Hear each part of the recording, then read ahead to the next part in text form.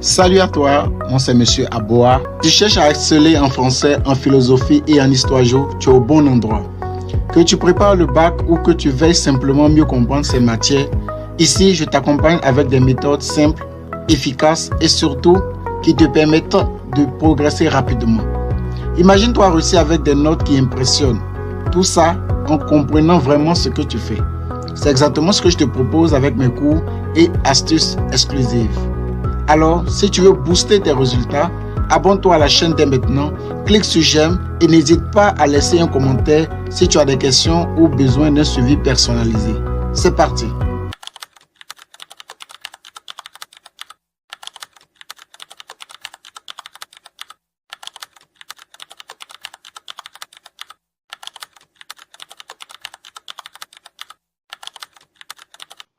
Selon Oscar Wilde, la littérature anticipe toujours la vie. Elle ne la copie point, mais la moule à ses fins.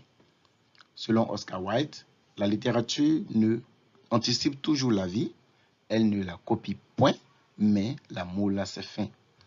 Expliquer et discuter cette affirmation de Oscar Wilde, telle sera donc notre consigne pour ce sujet-là. Alors, dans ce sujet, Oscar Wilde parle de la littérature. Il dit que la littérature anticipe toujours la vie. Anticiper la vie veut dire dévancer la vie. Or, la vie, ici, est portée sur la réalité. Donc, la littérature va toujours dévancer, va toujours prendre le dessus sur la réalité. Déjà, ça doit vous interpeller. Si vous avez bien suivi, depuis la première vidéo jusqu'à cette vidéo numéro 41, vous devez comprendre déjà que lorsque on parle de l'idée de dévancer la réalité, d'être au-dessus de la réalité, ça présente immédiatement un fait clairement défini qui est l'imaginaire. Mais comme l'auteur n'a pas statué uniquement sur cette première phrase, il a continué. On va donc continuer à mieux comprendre. Et je vous ai dit que lorsque l'auteur continue sa phrase, vous devez prendre note de tout ce qu'il va dire qui suivra. Soit l'auteur va accentuer l'idée, c'est-à-dire l'auteur va mieux nous faire comprendre, ou soit l'auteur peut évoquer soit une thèse ou une antithèse. Ça va dépendre. Néanmoins, dans notre cas de figure, nous allons voir qu'est-ce que l'auteur veut nous faire comprendre à travers la littérature anticipe toujours la vie. Il va expliquer cela en disant « elle ne la copie point ». Donc, le « elle » est mis pour la littérature. La littérature ne copie pas la vie. La littérature n'est pas censée copier la réalité. Mais si la littérature ne copie pas la réalité, qu'est-ce qu'elle fait? Il va dire, mais elle la moule. Donc, elle moule la vie. Elle moule la réalité à ses fins. À ses fins veut dire à sa volonté, ou bien selon son gré, selon son choix. Vous voyez? Donc, si la littérature doit ne pas copier la vie, dans ce cas de figure, la littérature sera concentrée, consacrée à simplement l'imaginaire. Donc, si je ne copie pas la vie, alors je suis dans l'irréel. Si je ne représente pas ce qui est vrai, alors je suis dans le faux. Si je ne dis pas la vérité, alors je dirai que du mensonge. Donc, si quelqu'un vous dit, moi je ne dis jamais la vérité, ne réfléchissez pas. Sachez qu'il est forcément en train de dire du mensonge. Vous voyez? Donc, c'est ce que l'auteur Oscar Wilde veut nous faire comprendre ici. Donc, si la littérature doit anticiper toujours la vie, c'est que simplement la littérature n'est pas en train de représenter la vie, représenter le vécu, représenter tout ce qui touche à la réalité, mais doit simplement la dépasser, c'est-à-dire la modifier. Et on va juste aller en profondeur dans notre étude parcellaire pour montrer que le thème, c'est la relation entre la littérature et la réalité. La thèse, la littérature n'imite pas la vie. Pas du tout. La littérature n'est pas censée imiter la vie, mais qu'est-ce qu'elle fait de la vie? Elle la défonce et elle la façonne. Donc, elle la modifie, elle ne la reproduit pas, mais elle va la transformer, elle va l'inventer.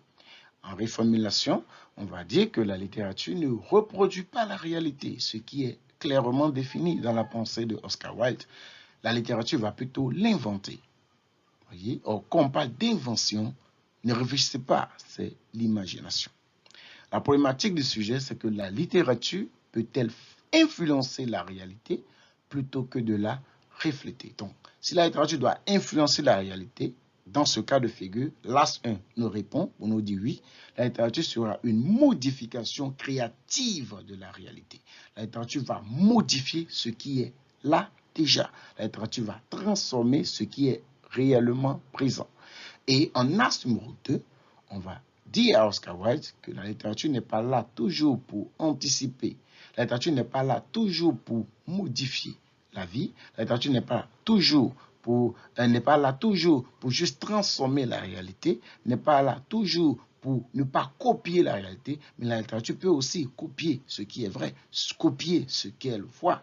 Voyez, donc les écrivains peuvent copier la réalité et cela se présente en As numéro 2 pour dire que la littérature comme représentation de la vie et donc de la réalité. Donc si la littérature ne copie pas la vie dans la thèse, dans l'antithèse, on va dire que la littérature copie la vie. Si la littérature copie la vie, dans ce cas, la littérature est une représentation de la vie et donc de la réalité.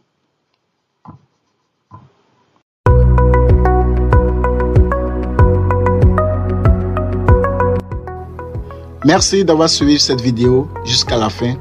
Bravo à toi d'être motivé à aller plus loin.